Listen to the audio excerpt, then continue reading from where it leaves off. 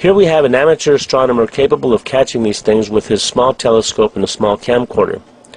As it always goes with discoverers of great things, he has no funding, no high-end telescopes, no high-end cameras. He has found something that through his apparatus that he invented is capable of capturing interstellar spacecraft.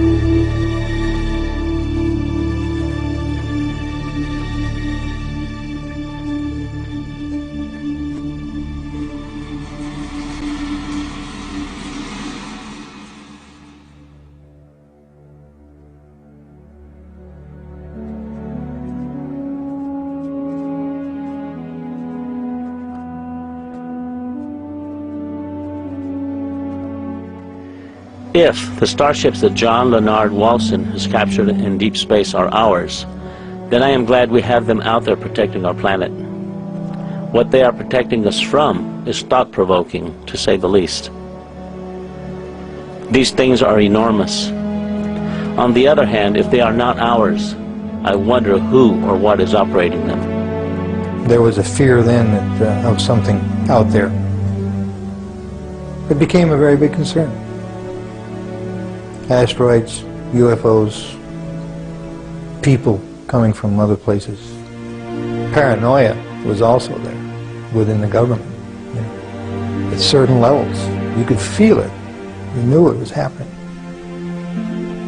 I noticed the satellites' positionings. I said, now this is supposed to be a system that tracks radar anomalies on Earth, right? You know, the whole thing, the movement. Yep, that's what it does. And I said, well, why are half of them pointed towards the outer space? Towards the moon, towards areas that are just blank space.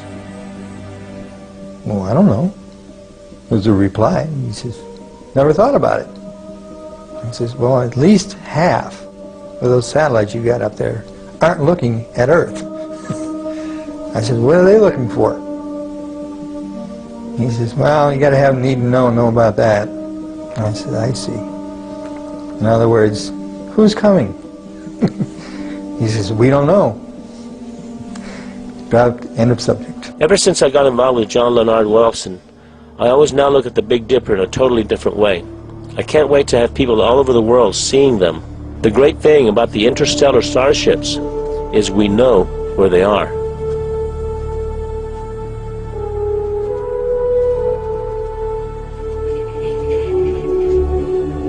One of the scientists said it's the Star Wars project. Okay, if that's the case, where were we when they put these things up there? When one thinks how much one large structure weighs, it's inconceivable how we got it into deep space. The machinery it would take to construct one of these things is no less conceivable. And the fact that they can expand and transform into different shapes in deep space is extraordinary. There are questions I have. If they are man-made, then we must have technologies that are way beyond our comprehension. What kind of energy systems are being applied here? This is one big puzzle that has yet to be solved, or at the very least, acknowledged.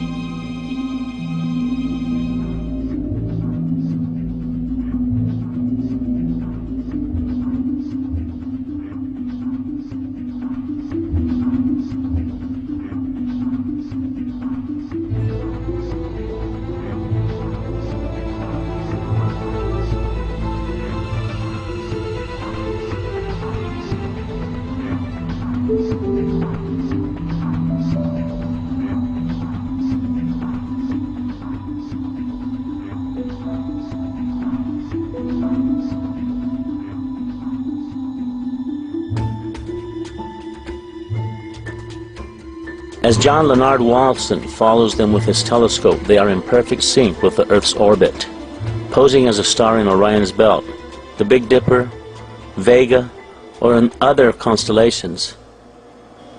This means that perhaps if one structure is 2.5 light years away, it may be orbiting around Earth at millions of miles per hour. With those kinds of velocities, and with the capability of being able to effortlessly change and transform, it takes an enormous amount of energy. What kind of alloys are they made of that allows them to transform and retract at these velocities in deep space?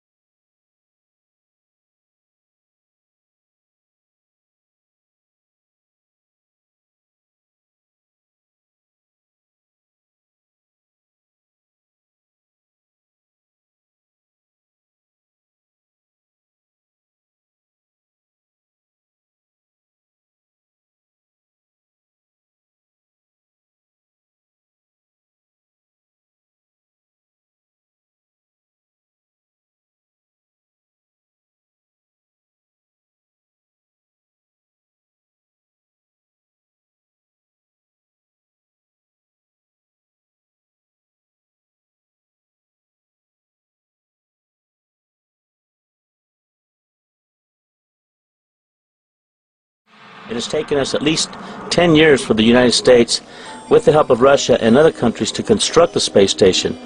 And when you look at these huge structures that are in deep space, you just have to wonder, what are these things? Who inhabits them? There are rumors about secret projects where men and women have been sent into outer space as an exchange program. You need to think about this. We have wars going on right now here on Earth. Our planet is in turmoil. People of the Earth have no concept as to what reality is anymore. We are too busy fighting terrorists, too busy looking out for human enemies. Is something more sinister awaiting our planet?